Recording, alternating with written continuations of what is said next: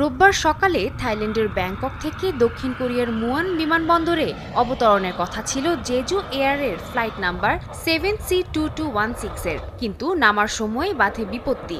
সোমবার স্থানীয় সময় সকাল 9টায় 175 যাত্রী ও 6 ক্রু নিয়ে দেয়ালে ধাক্কা দেয় বিমানটি। ভেঙে যায় অর্ধেক বিমান। সঙ্গে সঙ্গেই ধরে যায় আগুন। খবর পেয়ে দ্রুত ঘটনাস্থলে পৌঁছায় দমকল বাহিনী। শুরু হয় উদ্ধার কাজ।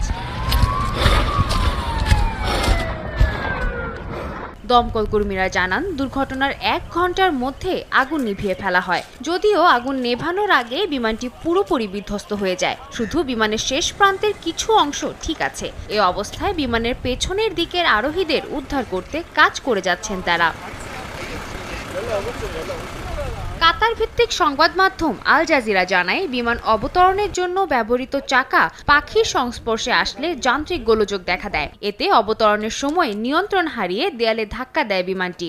এ অবস্থায় জীবিতদের উদ্ধারে সর্বাত্মক চেষ্টা চালিয়ে যাওয়ার নির্দেশ দিয়েছেন দক্ষিণ কোরিয়ার ভারপ্রাপ্ত প্রেসিডেন্ট চoi sang-muk।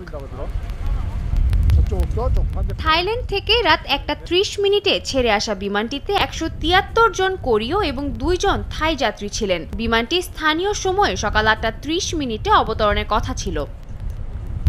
সাদিয়া তাসনিম, সময় সংবাদ।